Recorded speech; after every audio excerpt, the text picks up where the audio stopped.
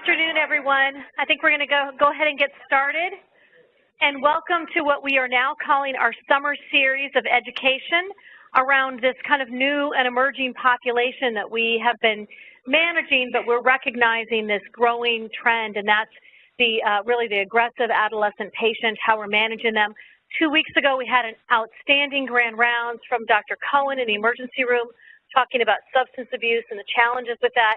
Today, we have just two of our outstanding leaders here to help us understand and manage the aggression in patients. And we're continuing this work. We have a lot of work to do. Dr. Lee Beers, will be the third series of grand rounds that we'll hold in July. And more recently, just kind of hot off the press, we'll be inviting a speaker in from Fort Worth, Texas, in July to learn about some of the work that they have done in working with their police department and their community around kind of that community outreach component. So stay tuned, more to come, and again, this is our summer series. It gives me great pleasure to introduce and welcome Lieutenant Augenstein from the Metropolitan Police Department. They have been our continued partners, but we are now have a focus on this very specific population, and so we'll be doing some things with them, town hall and whatnot, in July. So thank you so much for being here. I'm going to turn it over to Linda Talley, who's going to introduce our speaker and our topic today. Thank you, Linda. Thank you, Kathy. It gives me great privilege to introduce you to two of our esteemed colleagues and experts here at Children's National Medical Center. Paramjit Joshi is the Distinguished Endowed Professor and Chair of the Department of Psychiatry and Behavioral Sciences here at Children's, and since 1999 has been Professor of Psychiatry, Behavioral Sciences, and Pediatrics at the George Washington University School of Medicine. After graduating from the Christian Medical College in India, she first trained in practice as a pediatrician.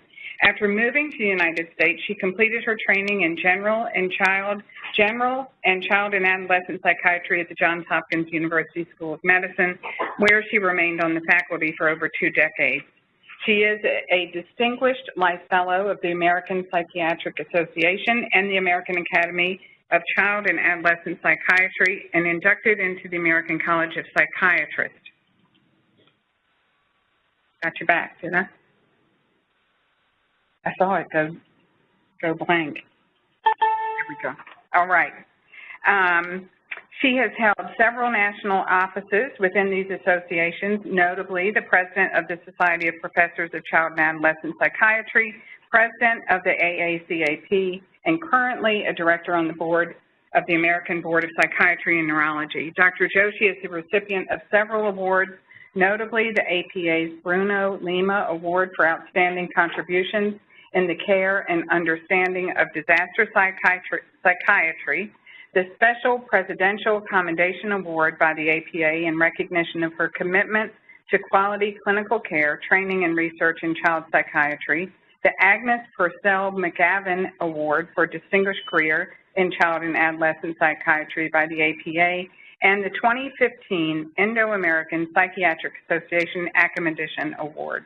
She has taught and published extensively on the issues of depression, bipolar disorder, global mental health, and childhood trauma. Reggie Bannerman has had 26 years of experience in the healthcare field, 21 years as a professional registered nurse in various capacities. He obtained his undergrad degree in 1997 and his graduate degree from the Johns Hopkins University School of Nursing and School of Business in 2003. Reginald has been with Children's National now for over 12 years. He specializes in the area of reduction of the use of restraints and seclusion in the hospital setting. As the Director of the Division of Psychiatry, he's led his team to a 90% reduction rate in the instance of seclusion and restraints. He is an expert in this area. He's presented some of his work here at Children's National internationally and nationally. He has presented most recently at the 57th Annual American Academy of Child and Adolescent Conference. He's also served as a content expert to the American Nurses Credentialing Center on the board certification exam for nurse execs, and has recently published in the Archives of Psychiatric Nursing in November of 2015 on the issue of community bullying and awareness. Increasingly, in times of trauma and stress, we as an organization and as the community at large have become very accustomed to leaning on Dr. Joshi and Reggie for their expertise, their reassurance, and their guidance. And so now as we strive to continue to find improved ways to manage this increasing number of aggressive patients that we encounter, we're really looking forward to your presentation today and are very honored to have you.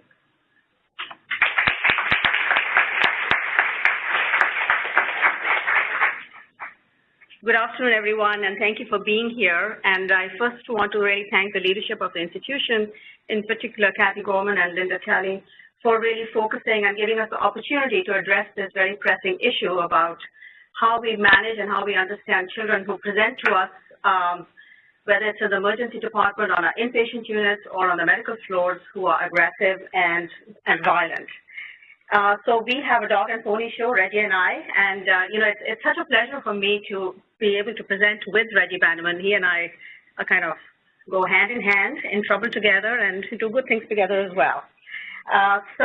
Without further ado, there are two parts to our presentation. I'm going to be talking about how do we understand kids who do become aggressive and violent. Aggression does not happen in a vacuum. We have to understand the larger ecosystem in which these kids turn to violence and aggression, and then Reggie is going to do the more harder part of it, is regardless of how we understand kids who become aggressive, we still have to manage them. And so Reggie is going to focus on how we manage these kids. So aggression to us in child psychiatry is like a fever of unknown origin. Just the way a kid presents with a fever, we have to figure out what is the underlying cause of the fever. For us, aggression or violence is a symptom. And we have to try and figure out what is the underlying etiology of that aggression and violence, because that will then help us understand how to best manage that child. So a kid who is being aggressive because they are psychotic is very different from a child who perhaps may be under the influence of a drug or a substance of some sort. So the objectives of my presentation are really understanding the antecedents of aggression from a developmental standpoint. Kids are not born aggressive. What is it that happens from the time the kid is born to the time as they get older, and what do they experience in life that gets them to that point? What does attachment have to do with aggression? And lastly, when we look at any disorder in child psychiatry, we look at the biopsychosocial aspects. They are the biological antecedents, but what are some of the psychosocial factors? And it can't be either or, it is both. And so how do we formulate a child from a biopsychosocial standpoint when they present with aggression and violence? So just some basic statistics. There are 50 million children in the United States between the ages of 16 and 17, and 1 in 5 kids has an underlying psychiatric condition. And sadly, only about a quarter of them actually get treatment. The statistics are even worse for those with substance use, and we heard the wonderful and very eloquent presentation by Dr. Cohen a couple of weeks ago. Only 10% of those kids with an addiction problem actually receive treatment. Now, if you take any adult with a psychiatric disorder and you ask them, when did you start having symptoms, half of them would say that their symptoms started before they were 14. And 3/4 of them would say that their symptoms started before they were 24 years of age. So we as child mental health professionals really need to grapple with the issue that mental health is really a children's issue. And so you can just imagine if we were able to intervene early and address some of these issues, we will not have grown-up adults who succumb to some of these difficulties. So understanding aggression, we need to understand it from the point of an aggressive individual and not an aggressive act. And so aggression over all the research that has happened in the last 2 decades has really shifted from classifying aggressive acts to how do we understand aggressive individuals. Aggression per se can be covert or overt, as we well know, but it can also be instrumental, i.e. for the purpose of obtaining a desired reward. So you hold up someone at gunpoint because you want to steal the pocketbook. Or it can actually be hostile, where the goal of the aggression is really to cause physical harm to that person. It's a result of an attack associated with anger and poor impulse control. So from a developmental standpoint, you can see psychiatric disorders following a certain trajectory. And just as the brain continues to grow and develop, so you can just see here the development of psychiatric disorders. And amongst all of these, you can actually see that some of these kids can become aggressive. So why do we see aggression in a kid on the autism spectrum?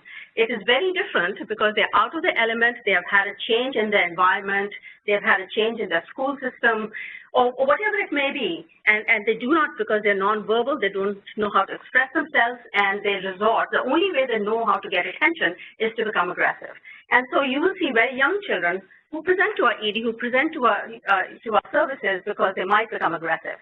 ADHD, needless to say, if their ADHD is not under control, they're impulsive, they're hyperactive, and they're resorting to impulsive, aggressive behaviors. You can see this in kids with, obviously, behavior disorders, conduct disorders. We heard about substance use. You take a kid with bipolar disorder who may be manic and is aggressive and violent because they feel they're invincible and they can just about do anything and have no consequences for their behaviors. And then you can have someone with schizophrenia and be psychotic. So you can just see the trajectory of the psychiatric disorders when they develop over time, by and large, and how aggression can actually be seen in any one of these. Now, let's just look at the developing brain of a teenager. There was a time we used to think that, I know Dr. Packer is in the audience, so forgive my neurology knowledge here, Roger, but this is kind of neurology 101. Okay, so. Okay. All right, let's just focus on the midbrain. So basically, this is the part of the brain that controls our feelings, raw emotions, pleasure. You know, it's a perfect setup for addiction. Now, what happens is that, just imagine if we had no control over our impulses. We had no control about what we were seeking. You know, we just want you to do whatever we want you to do. Thankfully, we all have a frontal lobe and we have a prefrontal cortex. But sadly, it's the last part of the brain that actually matures. Now, you can just imagine there are a whole host of reasons why there is a delay in the prefrontal cortex really getting sophisticated. So what happens when I make a dumb mistake? What was I thinking? I'm hitting my forehead, right? And I've made more mistakes than I would like to. But the point being that I wasn't thinking. You know, so it's the frontal part of the prefrontal cortex that makes us think, solve problems, take action, anticipate what the consequences might be of the actions we might take, and has to do also with theory of mind.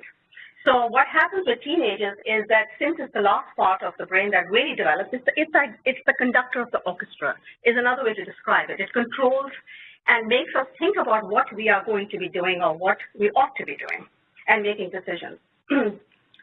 So how do teenagers think and what do they want? They feel pleasure, they want to be social, they like taking risks, and they disregard the consequences of their behavior.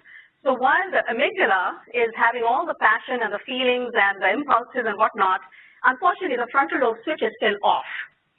So, you know, these are kids who, it's kind of a perfect setup for impulsive acts, aggressive behaviors, and also addictions because, you know, they don't have that control over their impulses, so to speak. So, as I said earlier, the brain continues to myelinate and prune, and what we'd like to see really in the very mature brain is the blue brain. And so you can just see there's a lot of pruning and myelination that is happening from early age as the kid gets older, and over time, the post-adolescent brain is much more mature because all of that has come to be. Now, sadly, because of a whole host of psychosocial reasons and perhaps some biological underpinnings, some of this myelination and some of this pruning goes awry and gets disrupted and can cause a whole host of issues as the kids get older. So theory of mind is the foundation of empathy. Theory of mind is about how I think you see me. All of us in this world, we want to be viewed in a positive way by other people. But what happens is this gets disrupted.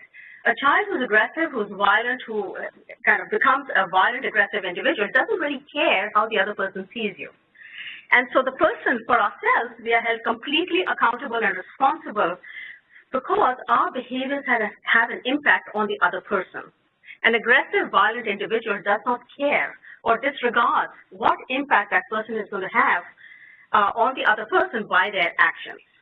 But rather than judge someone as less than, let's try and understand why they do what they do.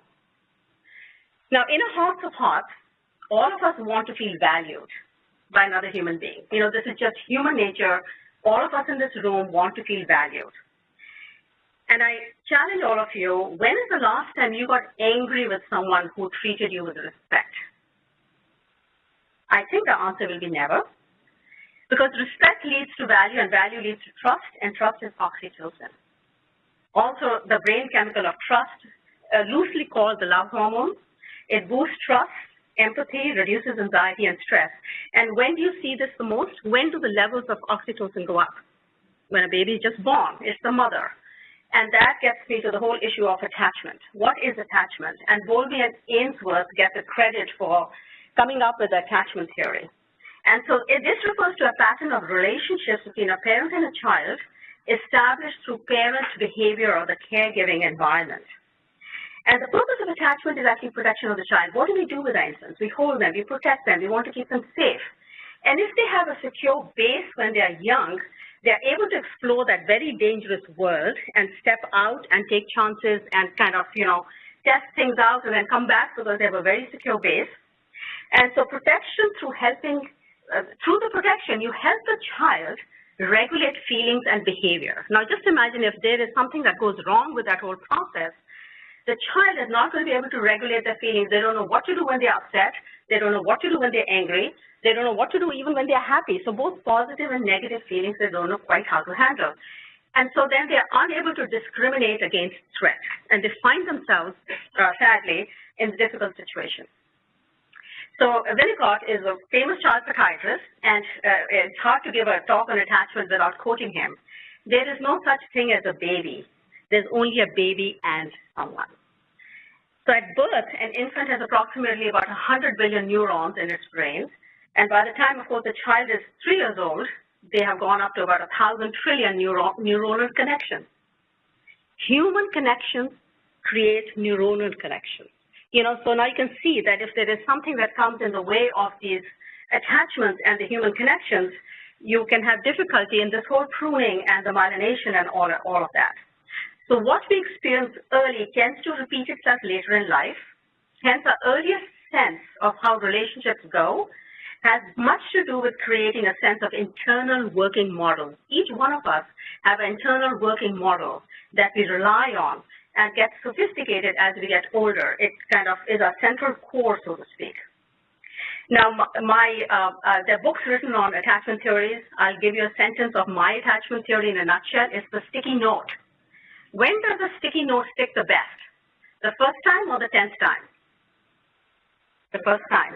So you take a sticky note and you take of all these kids who are in so many different placements, you take the sticky note, you stick it the first time, you attach the most. You take the sticky note off and keep attaching to different, you don't trust anyone. So then you're by yourself and you have this enormous dangerous world outside of you, and you don't have the coping skills and you don't have the ability to relate.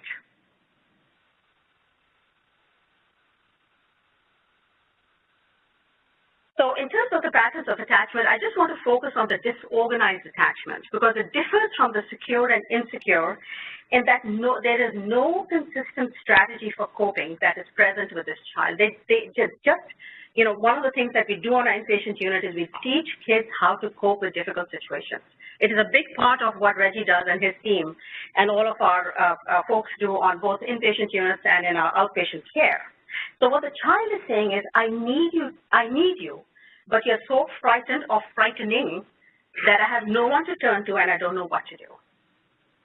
So they just haven't acquired those skills.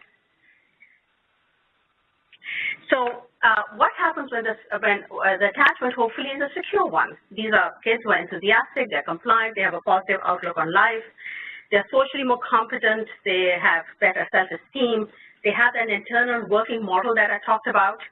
And attachment teaches us about the world, influences friendships, romantic relationships, and eventually, it's a multi-generational cycle. If you are a well-attached person, you grow up to be someone as a parent who is going to be better at attaching with your children. So it kind of goes in cycles. Now you see many families where that whole cycle over many generations has really been interrupted. So this is attachment in everyday life. All of us have, at the end of the day, feel frazzled. How do we, each of us, charge our batteries? We all have someone in our lives, or, friends, spouse, significant other. Sometimes it's our own children or grandchildren. I get a lot of charge from my grandchildren. But the point being that we get all very depleted. You do need to recharge. And the recharging, what the baby or the young person does is from the caregiver, and then you're ready to explore the world all over again. And so what happens with all of this cycle is a cycle of repair, helping the child to feel safe and secure in relationships, where that will set everything right. So, but what happens is mom and dad, when I get difficult, frustrated, demanding, upset, and out of control, the child says, what do I do? And they do, put their hands up. I don't know what to do with how I'm feeling. And this goes back to what I was saying earlier, is what do we do as mental health providers? We take charge, we are kind, we don't take things personally. We've been, there's so many instances in our daily practice that we have very upset parents and very upset kids and our patients who get angry with us. We cannot take it personally. We try and be soothing. We stay with them until we both understand this particular feeling and kind of help the child to return to their baseline. Now, when can all this be interrupted? There is such a thing as toxic stress, which are some of the psychosocial factors. I know there's going to be another talk by Dr. Beers on this particular topic, but suffice to say that toxic stress, trauma, and the caregiving system. This is actually from Michael Jackson, written by him, and it's actually a song, and I'll just read it out to you.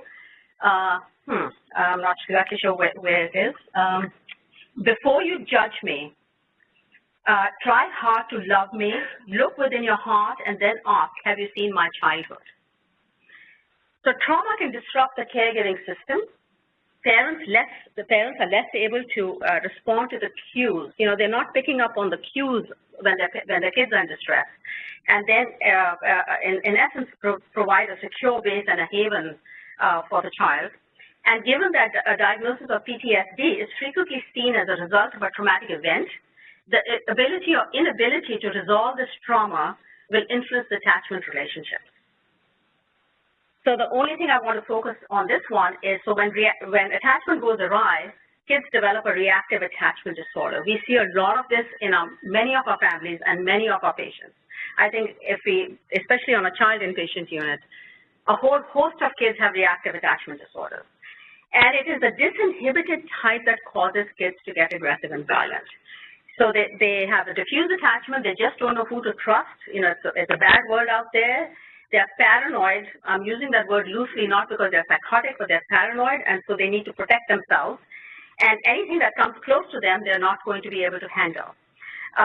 They are indiscriminate in their attachments. So what happens is, you look at some of the kids who belong to gangs or, to a peer group. We all have this need to attach and belong to a group. We are social beings. And because they're unable to discriminate, they find themselves in harm's way.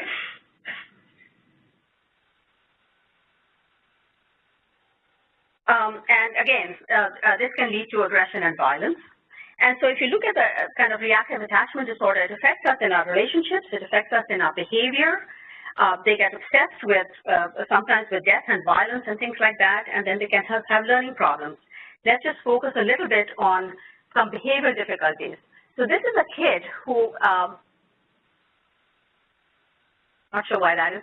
In any case, look at the top left corner, lack of conscious, no remorse for their actions. We look at destructive behaviors towards self and others, very impulsive, doesn't consider consequences of actions, questions everything, retains eye contact while lying through their teeth. So these are the kids who really don't care how the rest of the world, going back to my original comments, how the world sees you. They just don't care because they don't regard themselves as worthy of being respected.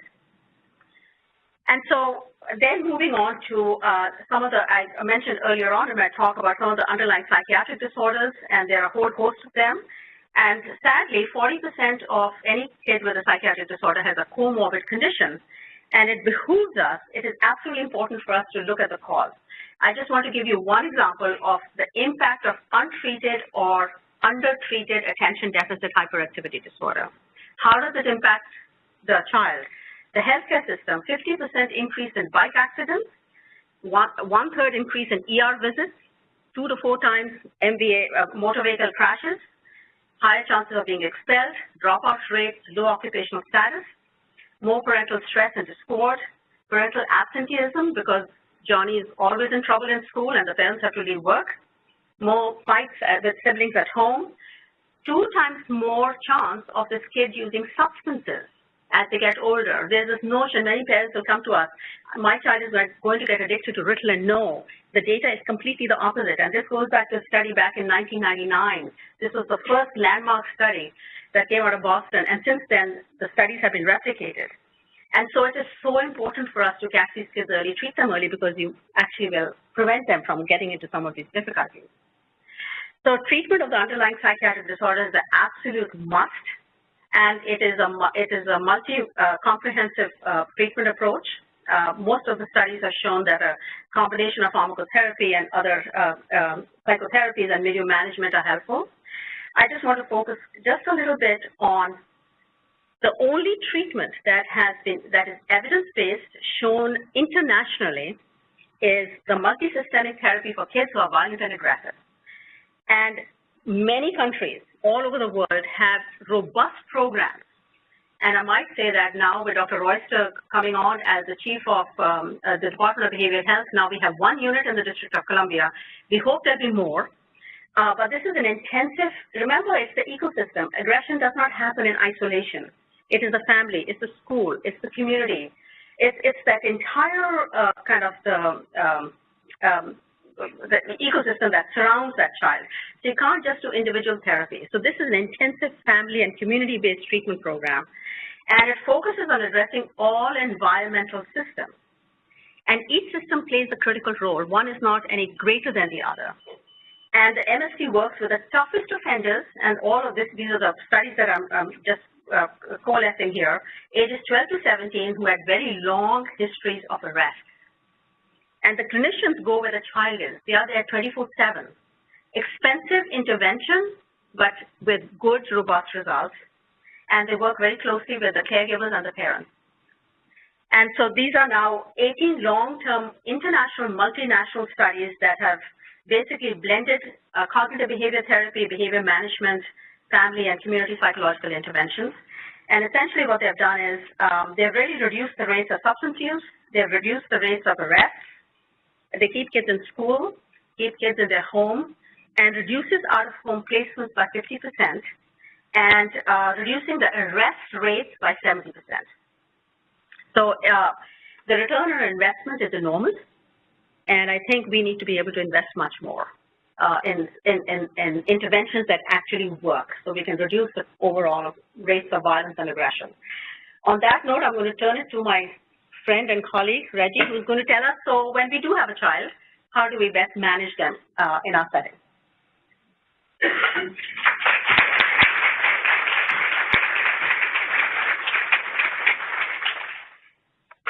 So thank you very much, Dr. Joshi, for the lovely presentation. Dr. Joshi spoke about understanding aggression, and I'm going to talk about managing aggression. So the objectives are to look at the nonverbal and verbal techniques. Also, how do you manage a safe milieu? And I think one of the things that we always pride ourselves is that safety for all, the staff and the patient.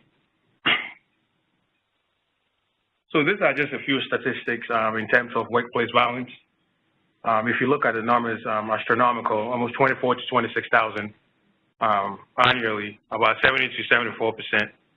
And out of that, almost 10 to 11% of them are workplace injuries, which involves people also not being able to go to work, compared to the private industry, which is about 3%. And the CDC recognizes that this is a really big deal. It is an issue that needs to be tackled, but there is not one particular way to do it, but a couple of other measures that one can use. So on the inpatient units, we recognize that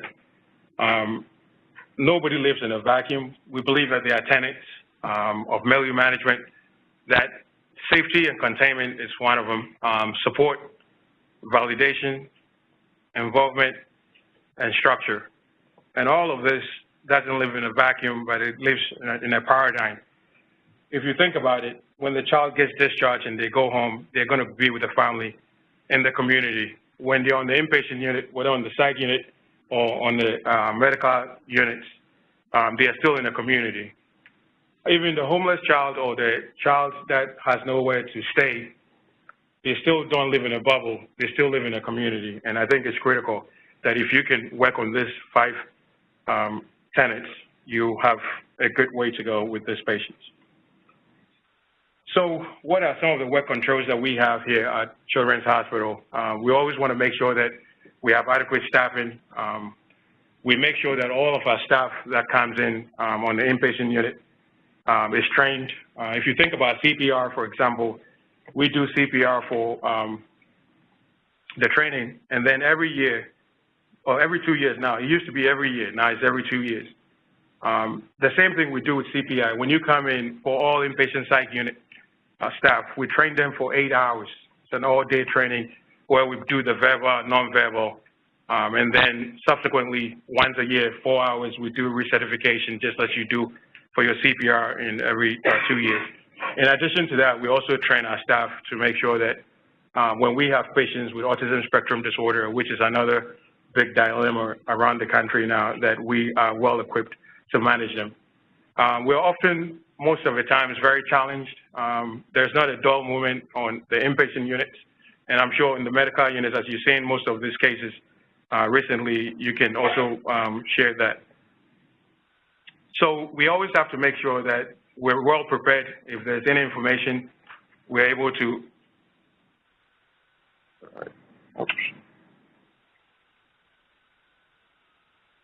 We want to make sure that if there's any information, we're able to pass it on to our staff and to make sure that we're all on the same page. I call it a shared mental model when you're managing aggressive patients or patients that have potential to be aggressive.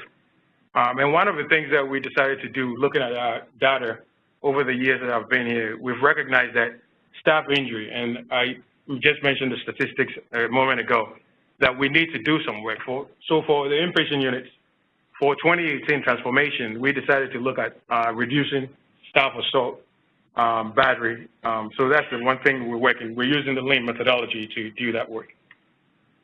So what we do when we get patients, we recognize that we have to screen them.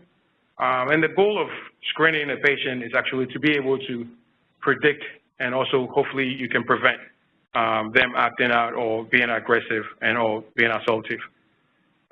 In 2005, when I came here in 2004, in 2005, we recognized that the population was already changing. So we spoke to Johns Hopkins Hospital in Baltimore, and they already had a tool that they were using to manage patients. And this was for the adult population.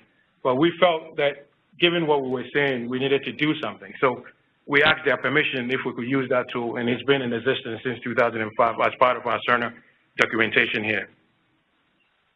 So I'm not sure if you can see very well, but some of the questions that we're asking the patient is that, how do they react to information? Have they been in trouble with the law? When they get upset, how do they manage being upset? Do they kick people, slap people, spit at people, throw things at people? Have they been in trouble with the legal system? Because we know that some of these behaviors are a predictor that that individual also has the chance to act out again. So that's one system that we use currently to begin to get our data together. In addition to that, within the first 24 hours, we also want to make sure that we're checking, is there any increased agitation, a sense of fear. A lot of the patients that we see don't want to be here. And you can imagine, some of them, this is the first time they've been on a lock unit. They're used to coming and going, especially the teenagers. Also hostility. And one of the most critical things over my practice, almost 2 decades in psychiatry, is that you have to form a therapeutic alliance with a child and or adolescent. And that's the best way to be able to actually work with them, because they're not going to open up to you. They're not going to talk to you because they don't know you. A lot of them, sometimes you walk to them and say, who are you? You know, why do you want to know? Why are you all in my business? So forming a therapeutic alliance goes without saying. So they distrust us, but we can build that trust by working with them and trying to understand them. In addition to that, we're also looking at the history. Again, has the patient been exposed to violence, or have they been a victim of violence themselves? You know, Dr. Joshi mentioned ADHD, attention deficit hyperactive disorder. In addition to that, social information processing. How does this patient process information? Are they the type that, you know, something that you tell them and they go from 0 to 360? Or is there a way that you can bring it to their level so that they can understand? Antisocial beliefs and attitudes. And about 2 weeks ago, Dr. Cohen did the presentation in terms of drug abuse and alcohol use, which we see significantly on the inpatient units, history of using. So we've done all of this data collecting. We have all the information. If there's a positive screen in terms of assessment, then we need to implement a plan. One, we have to communicate with all our staff, and that is from shift to shift. We want to make sure that everybody's on the same page, shared mental model, that we all recognize that this is a kid that has the potential to act out and or hurt someone. We also want to put them on with a sitter, maybe a safety attendant. And Joe, I see you in the audience. You help us out a lot, so we thank you for that. We also need to make sure that medications are available that we can utilize when the time is right. It is not our first option. It's not our second option, probably third or fourth option. But we want to make sure that we're prepared should a child act out or an adolescent act out. Security, if they're here, we also want to thank them again. We utilize them quite a bit for our children that are very, very out of control. And once we've done we've already looked at how risky this patient might be, we determine immediately whether this child needs security, or sometimes after they've been on the unit and they've made threats, we then decide that this is a child that we have to really take seriously. Sometimes they might also say to a peer, I'm going to punch you in your face, I'm going to hurt you, and that's when we do the 10-foot plan. So that means that they have to be 10 feet away from the other child, and staff has to always make sure that that is the case so we can monitor without them acting out. And of course, therapeutic room intervention. So I mentioned the fact that we have to be very transparent when we work with these patients. We have what is known as the triangle of choices, which the patients also know what needs to happen in terms of the expectation. Our first line of treatment is probably they can use coping skills to manage their behavior. For example, writing a letter, working on a puzzle. Exercise, maybe doing push-ups because they have a lot of energy, sit-ups, jumping jacks, walking around the unit if they can't. We then start going into relaxation so they can meditate or tear up a piece of paper. We've seen the kids sometimes they'll take a pillow, punch the pillow several times to get out some of that energy and aggression that they might have in themselves. We also ask them sometimes to take a time out, and that is done more to reduce the stimuli, to take them out of that environment, because sometimes it's so chaotic, there's so much noise going on, and we just need to remove them. Then we start moving towards our PRN medication, which is evidence-based, is in the literature, Masters at all 2002, through American Academy of Child Adolescent Psychiatry, their position paper that when everything else has failed, we can use some medication to manage the patient. And it's a matter of getting comfortable, but also being very vigilant, as these medications also do have side effects. And then we're going to the most restrictive, that is seclusion and restraints. And if you look at the literature, there is nothing that actually says that putting a kid in a seclusion or, you know, violent restraints, there's any value to it. You know, we do that more because they're going to hurt someone and we want to remove them from that environment. So, for example, on the inpatient units, we don't, over a decade, we probably used mechanical restraints maybe 3 times in over a decade. We do actually use seclusion sometimes. And on the right side, you see what 5 actions that the staff has, the tools that they have in their toolbox to be able to manage the patient. So I want to focus a little bit on CPI, and CPI is one of the techniques that we use, we've adopted, and we are going to, there'll be some training coming for, we've identified a couple of units that might need some help in that area. But there's the nonverbal and verbal. So the nonverbal component comprises of personal space. And if we go around the room and we ask everyone, you know, sometimes you want to talk to someone and say, hey, step back, you're in my personal space. I mean, that is the same for the patient. We want to be able to also respect their space. And the school of thought is 1 arm's length. So, you know, sometimes you're talking to a patient, they get very close to you. You can ask them quickly, do you mind stepping back 1 arm's length? Kinesics talks about body language. So am I inviting to that child, or do I have my hands folded and telling that child back off, or am I on my computer typing, or am I on my phone instead of maintaining eye contact, talking to the child and letting them know that they are important, the issues that they're having, we can talk about it and mitigate those issues. Then we get into verbal de-escalation, also talking to the patient, appealing to their good senses that this can be worked out, there's a way out, and that nobody needs to get hurt. Setting limits is critical, but I always say the limits that you set, you have to be mindful, because children, as we all know, sometimes they're very competitive. So when you set a limit, that child is not able to then achieve those limits, it frustrates them, and then that sometimes also escalates them. So we can set the limit, but be mindful of the limit that you're setting, and also cognitively, where is the child, that they can be able to achieve the goals you're setting for them and limits. Empathic listening, service excellence, hot model, we use empathy. And I would say empathy and empathy and empathy. We have to be able to listen to your children. We may not agree with them. And there have been many times I've had conversations with adolescents, and I've told them, hey, I hear you loud and clear, but I disagree with you, and let me tell you why. You know, but it's done in a very respectful manner so that they understand. Personal safety techniques, and I want to demonstrate. So when you stand in front of a child, I mean, your center of gravity. So if I'm standing like this is your center of gravity. Whereas I'm talking to a child and I'm standing statically, the center of how I'm standing with a leg to pivot. So if they hit me, I can go back. Or if I'm standing this way, if they try to hit me or throw something, I can quickly move back.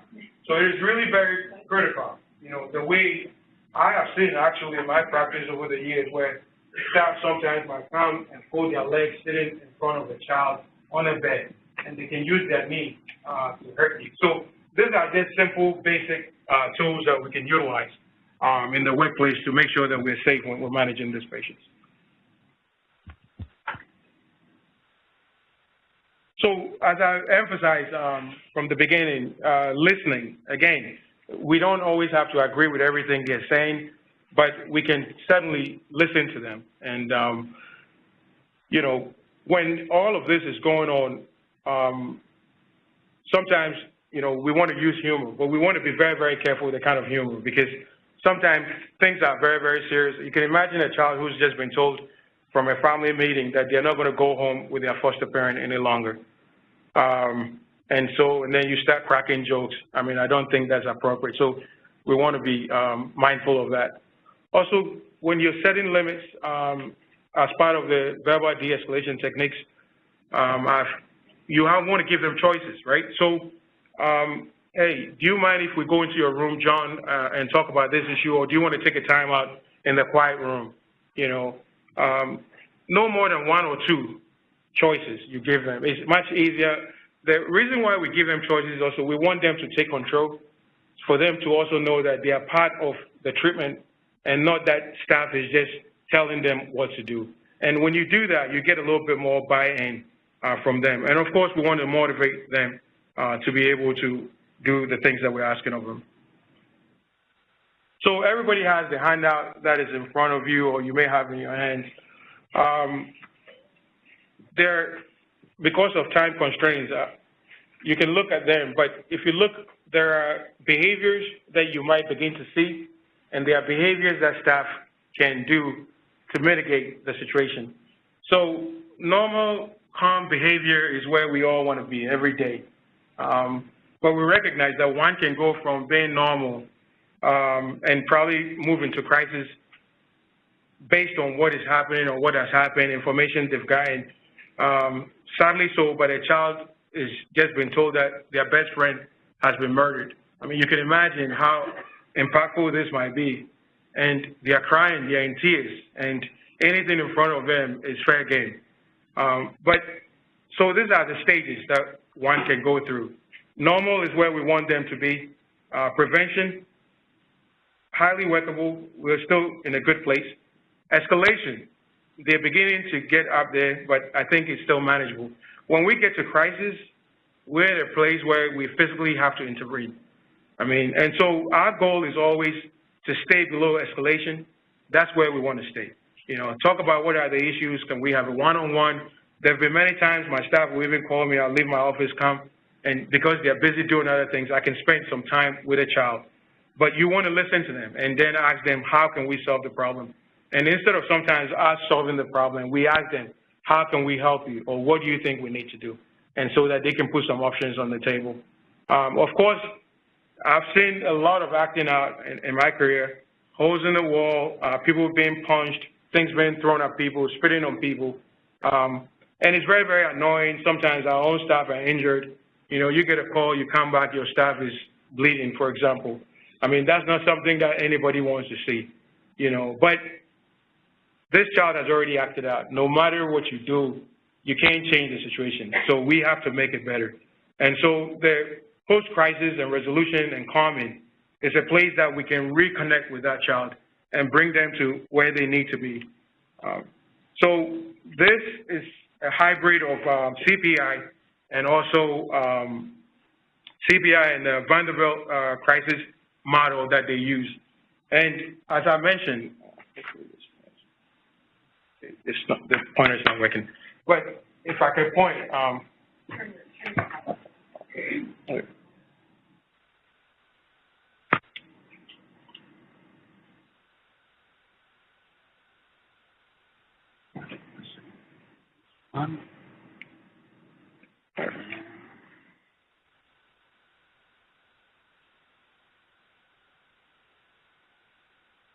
yeah, that's okay.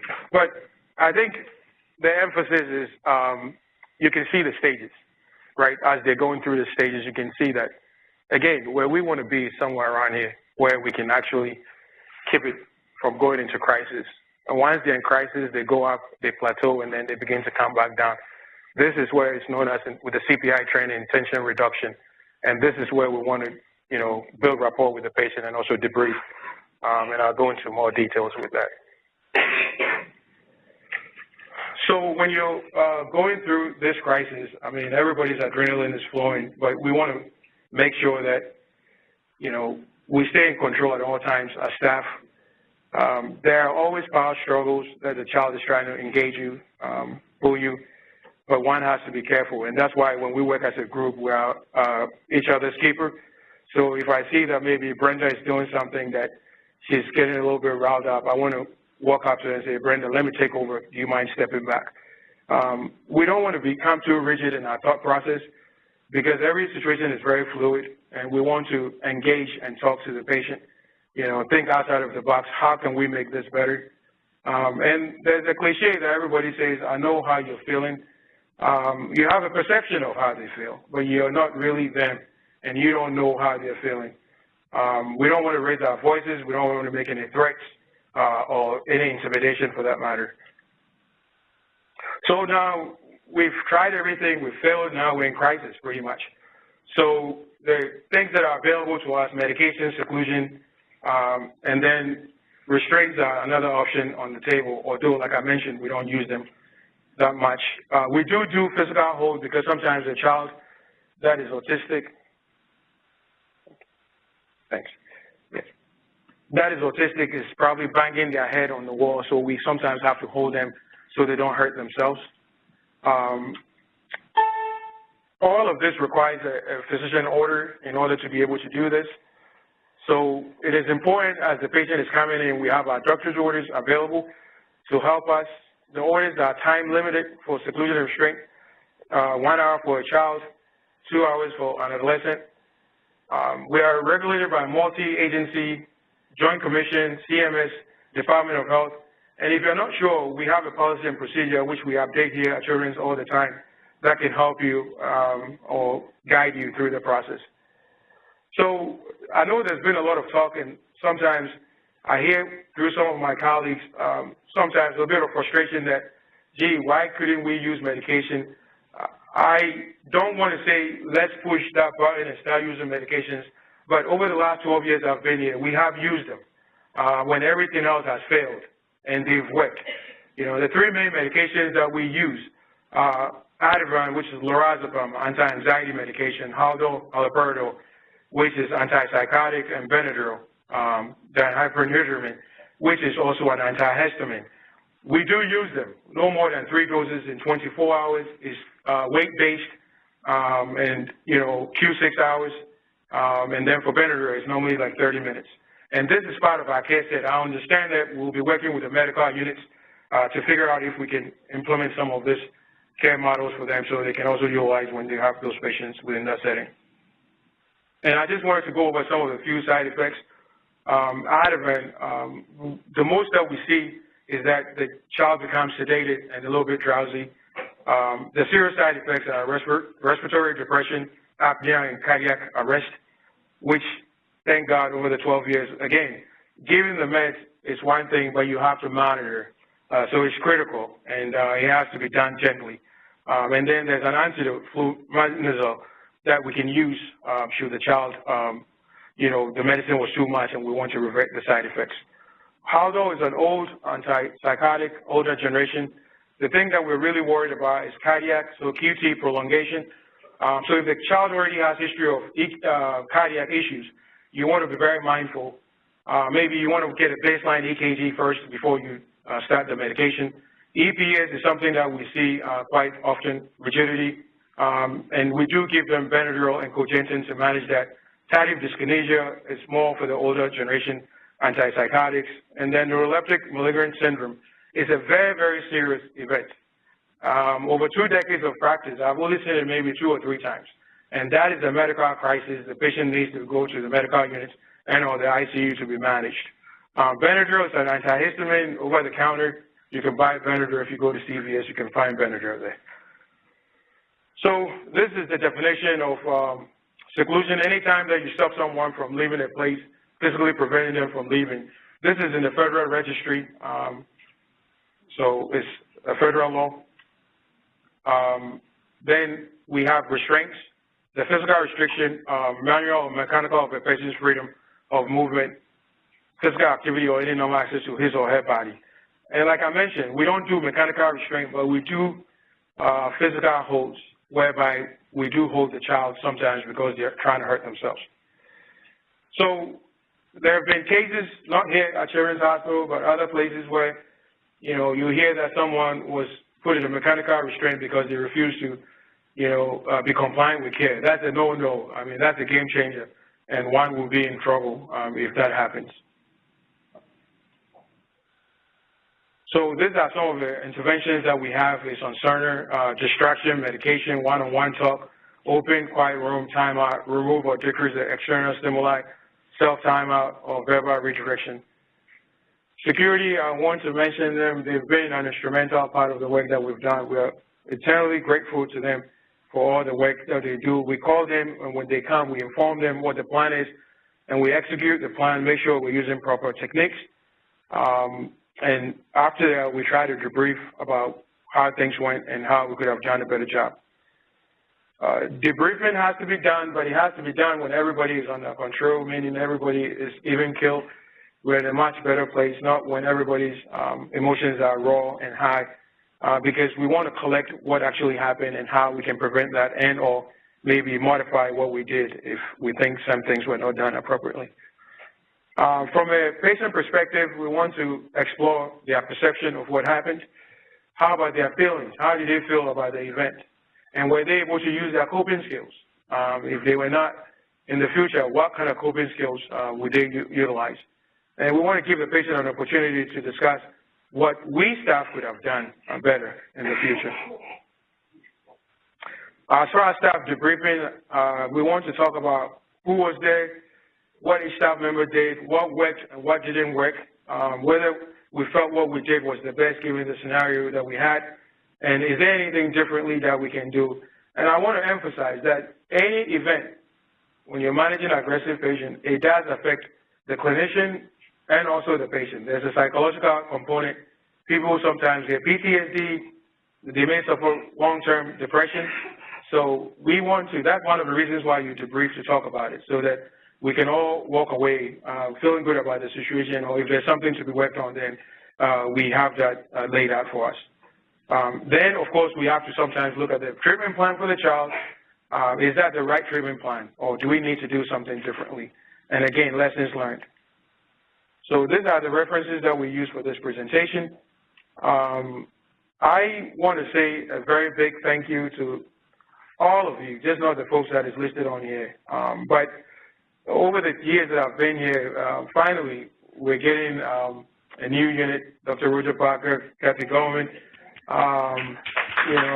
Joshi, Linda Kelly, Ram, Brenda, security staff, AP nursing staff, but to each and every one of you, because there are a lot of times that, you see people in the hallway say, Reggie, I heard about the unit. We're there for you. Just let us know what you need and we'll be available for you. Mr. Mike, who does a lot of training, I don't want to forget them, and then our fellows. So thank you very much for attending the presentation. We'll be happy to take a few questions if you have them.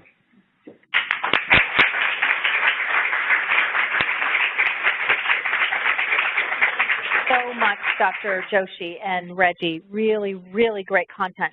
Probably have time for one or two quick questions. Questions from the audience? With a lot of content and really excellent content and good practical content for when we're in those situations. So thank you. Dr. Robb?